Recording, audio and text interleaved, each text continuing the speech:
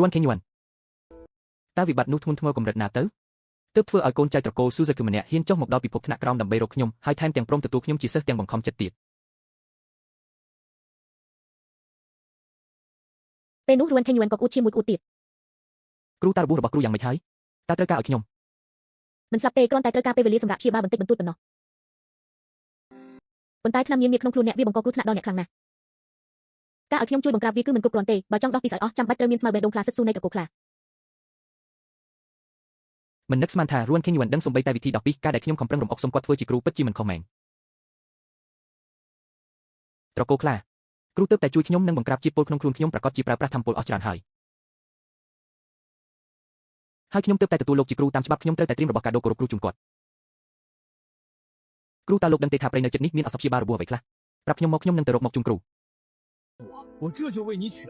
រួនខេញយួនសម្លឹងមើលខ្ញុំដោយការភ្ញាក់ផ្អើលសិតលេងស្រីពណ៌ស្វាយនៅក្បែរនេះពិតជាអាចព្យាបាលរបួសបានប៉ុន្តែក្នុងចម្រៅព្រៃមានគ្រោះថ្នាក់ច្រើនណាស់កម្រិតធម្មពលរបស់អ្នកឥឡូវនេះទៅគឺស្មើនឹងស្លាប់គុំខំប្រឹងអត់ប្រយោជន៍អីរបួសខ្ញុំមិនអីទេ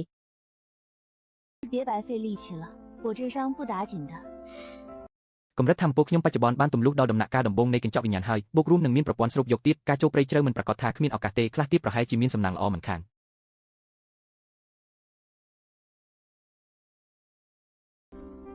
គ្រូខ្ញុំចេញទៅខាងក្រៅស្រូបខ្យល់បន្តិចបន្ទាប់ពីសុំការអនុញ្ញាតខ្ញុំក៏ដើរចេញពីរូងភ្នំម្នាក់ឯងកាន់តែចូលទៅជ្រៅក្នុងព្រៃធម្មពលវិញ្ញាណជុំវិញកាន់តែខ្លាំងប៉ុន្តែស្នាមជើងសត្វសាហាវក៏ចាប់ផ្ដើមបង្ហាញឲ្យឃើញកាន់តែច្រើនខ្ញុំប្រើសមត្ថភាពស្វែងរកផ្លូវចិត្តដែលបានពីស្ដេចពូសដើម្បីស្វែងរកក្លិននៃផ្សិតលេងឆេពណ៌ស្វាយពិតមែនដោយការរំពឹងទុកមិនយូរប៉ុន្មានខ្ញុំក៏ចាប់បានធម្មពលវិញ្ញាណដ៏ខ្លាំងមួយនៅជ្រលងភ្នំមិនឆ្ងាយប៉ុន្មានខ្ញុំក៏លួចចូលទៅជិតហើយលាក់ខ្លួនក្រោយធ្មត់មួយដើម្បីសង្កេតមើលឃើញនៅកណ្ដាលជ្រលងភ្នំមានផ្សិតលេងឆេមួយដើមបញ្ចេញពន្លឺពណ៌ស្វាយមើលទៅមានអាយុកាលយ៉ាងហោចណាស់1000ឆ្នាំវាគឺជាអ្វីដែលខ្ញុំកំពុងតាមរកប៉ុន្តែបញ្ហាគឺនៅជុំវិញផ្សិតលេងឆេពណ៌ស្វាយនោះមានសត្វសាហាវប្រហែលជា20ក្បាលសាហាវប្រើការស្វែងរកផ្លូវចិត្តពិនិត្យមើលមួយជុំមានកម្រិតឆ្អឹងខ្មៅខ្ពស់និងកម្រិតកញ្ចក់វិញ្ញាណដំបូង2 3ក្បាលឃើញដូច្នេះខ្ញុំដកដង្ហើមធំបើខ្ញុំសម្រុកចូលទៅទោះមានប្រព័ន្ធស្រូបយកក៏ប្រហែលជាត្រូវពួកគេហែកសាច់ជាចំណែកខ្ញុំក៏ឈប់ជើងហើយគិតថាតើគូប្រថុយឬអត់ពេលនោះឯងសម្លេងជើងដើរក៏បន្លឺឡើងពីម្ខាងទៀតនៃជ្រលងភ្នំ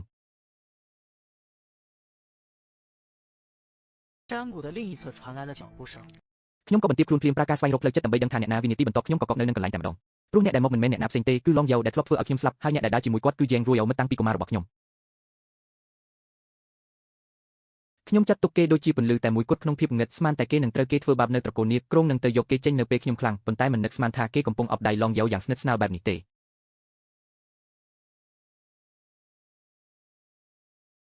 ចិត្តខ្ញុំធ្លាក់ដល់បាតខ្ញុំបានតែលាក់ខ្លួនក្រោយធ្មត់ធំដោយមិនកម្រើក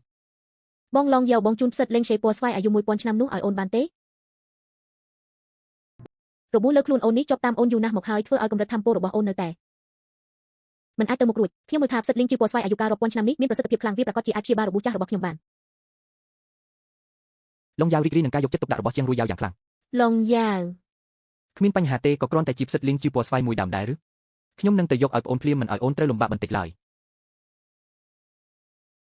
ជាងរួយយ៉ូបានថាបឡងយ៉ូមួយស៊ឺហើយញឹមយ៉ាងពេញចិត្តមុននឹងផ្លាស់ប្ដូរសម្លេងឲ្យមានភាពសាហាវខូតខើប៉ុន្តែ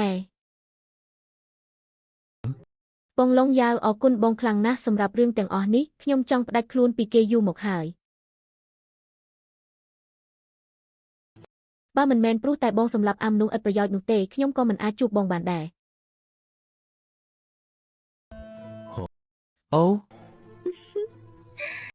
ខ្ញុំចាប់អារម្មណ៍ហើយតើប្អូនមានគំនុំអ្វីជាមួយអាមនុស្សឥតប្រយោជន៍នោះបានជាចង់ឲ្យគេស្លាប់ខ្លាំងម្ល៉េះមិនមែនប្អូនជាមិត្តភក្តិដែលធំឡើងជាមួយគ្នារបស់វាទេពេលដូច្នេះជាងរួយយ៉ាវក៏សម្លឹងមើលទៅដោយកំហឹងមិនលាក់លៀមរួចសើចំអកមួយខ្សឹកថុយមិត្តភក្តិអីទៅការនោះគេត្រូវត្រកូលនាគធ្វើបាបប៉ុន្តែបែរជាធ្វើឲ្យខ្ញុំត្រូវរងគ្រោះជំនួសដោយចៃដន្យរហូតធ្វើឲ្យខ្ញុំមានរបួសចាស់នេះជាច្រើនឆ្នាំមកនេះកម្រិតធម្មពលខ្ញុំមិនអាចរីកចម្រើនបានឡើយខ្ញុំស្អប់គេខ្លាំងណាស់